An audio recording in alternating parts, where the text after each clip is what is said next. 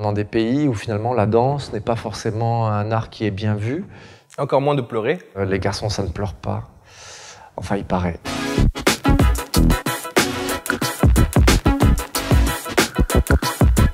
Salam alaikum, marhaba bikoum ma'ana pour cette première de Culture Mix, le rendez-vous mensuel des Instituts français du Maroc qui vous invite à découvrir des artistes qui ont un lien avec l'Institut français et qu'on va découvrir à travers des œuvres, qu'elles soient de cinéma, de littérature, de bande dessinée ou de musique. Et je suis ravi d'avoir Hervé Koubi avec moi pour cette première. Tu es chorégraphe et tu présentes Boys Don't Cry en tournée autour des Instituts français du Maroc. Tu es docteur en pharmacie. Je suis docteur en pharmacie. En biologie. C'est terriblement croustillant, passionnant, excitant de ne pas ressembler, de par mon parcours, à la plupart peut-être des autres artistes ou pharmaciens. Je suis tombé amoureux de la danse à la fin de mon adolescence. Ça ne m'a plus quitté. Et moi, ce qui me guide dans mon art, c'est ce qui me fait vibrer. Et j'ai souvent envie d'interpeller les plus jeunes. Leur rappeler qu'on a une histoire, on a des sujets en commun, qu'on soit né en France, qu'on soit né en Algérie, qu'on soit américain ou russe. Il y a des sujets qui touchent tout le monde. Et qu'on a le droit de danser, qu'on a le droit de pleurer. Oui, on est dans cette superbe médiathèque de l'Institut français de Rabat. Oui. On va faire un petit tour pour te découvrir à travers ce que tu vas croiser. Eh bien, volontiers. Allez. On arrive tout d'abord dans cet espace jeunesse de la médiathèque. Je vois un Petit Prince. Oui, c'est mon premier bouquin, celui que j'ai lu. À vrai dire, je n'avais pas du tout compris la portée de ce très beau livre. Je crois que quand on a 7 ou 8 ans, on ne comprend pas, on ne voit pas la portée de ce récit finalement qui a lecture multiple évidemment et ces illustrations superbes. Je vois la petite encyclopédie des religions et je trouve ça bien que ça soit dans le rayon jeunesse. Moi, j'ai aucun problème avec ça. J'ai une compagnie d'ailleurs qui est constituée de danseurs de toutes les religions et de toutes les nationalités et c'est une fierté pour moi. Regarde ce que j'ai trouvé pour toi. Le premier qui pleure a perdu. On n'a pas fait exprès. Je te jure qu'on n'a pas fait exprès. C'est vrai que c'est pas fait exprès. Je vois un ballon, je vois des baskets. Je pense que ça parle un petit peu du sujet que j'aborde dans Boys Don't Cry. Ben oui, parce qu'il est question d'une partie de foot improbable qui se transforme finalement en chorégraphie et d'un jeune homme qui n'aime pas le foot en fait et qui n'ose pas le dire à sa mère. Sa mère, elle, qui adore le foot et qui, elle, gamine, aurait adoré pouvoir faire du foot, mais à qui on n'a pas autorisé à jouer au ballon. Donc voilà. Alors c'est vrai que depuis 10 ans, je travaille beaucoup avec des danseurs hommes. J'aurais eu du mal à recruter des femmes en Afrique du Nord il y a 10 ans. Aujourd'hui, j'aurai un peu moins de mal. Et tant mieux d'ailleurs. L'année dernière, j'ai fait une pièce avec 15 danseuses, uniquement des danseuses, au Maroc. Ça a été tourné. Un projet dont je suis très fier, qui s'appelle Les Sylphides.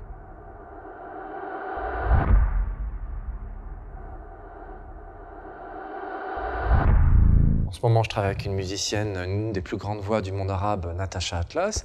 Et puis, dans Boys Don't Cry, vous avez une voix marocaine, superbe, de la chanteuse, qui m'a fait ce cadeau-là. Je lui ai demandé, je voulais absolument que notre spectacle finisse avec l'une de ses chansons, Lick. On arrive à ton rayon ? Eh oui, art du spectacle et cinéma. Et il y a 2 ouvrages là, d'office là, qui m'interpellent. Ça, Cannes, l'histoire du festival de Cannes. Alors, il n'y a pas que le festival du cinéma, il y a aussi le festival de danse.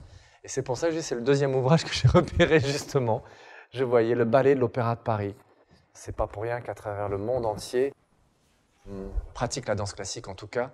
Beaucoup de noms sont encore en français. D'ailleurs, vous savez, j'ai été formé plus à la danse classique qu'à la danse contemporaine ou à la danse hip-hop.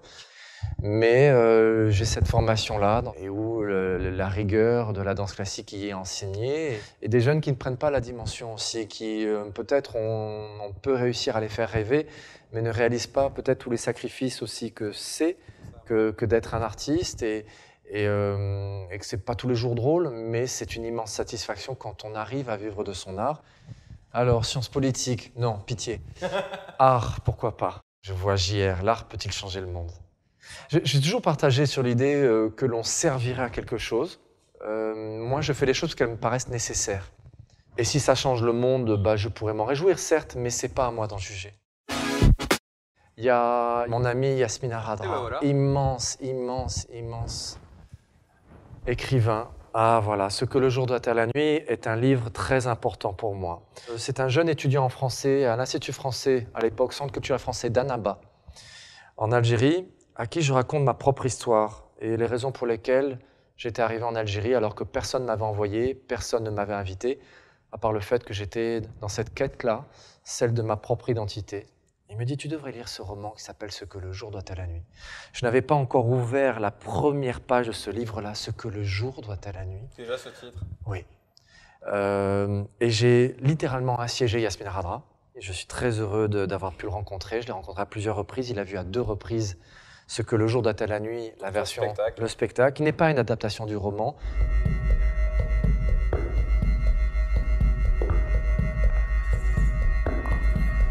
C'est un immense honneur, en tout cas, de pouvoir avoir ce titre sur l'une de mes œuvres.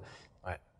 Je sais pas si on va trouver celle qui a travaillé sur ton nouveau spectacle. Boys Don't Cry, Chantal Thomas. Ouais. C'est Les Adieux à la Reine que j'aime beaucoup.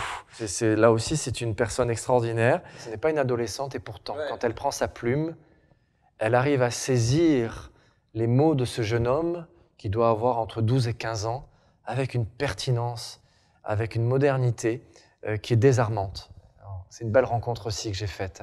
Ouais. Et toi, tu as été une très belle rencontre pour cette première de Culture Mix. Merci beaucoup Hervé et merci à vous de nous avoir suivis pour cette première de Culture Mix. On se retrouve avec un prochain invité qui va aussi nous faire nous balader dans une médiathèque de l'Institut français un peu partout au Maroc. Et n'oubliez pas de vous abonner, de liker, de partager. Partagez votre amour et notre amour pour la culture. Et je vous dis à très très bientôt. Salut!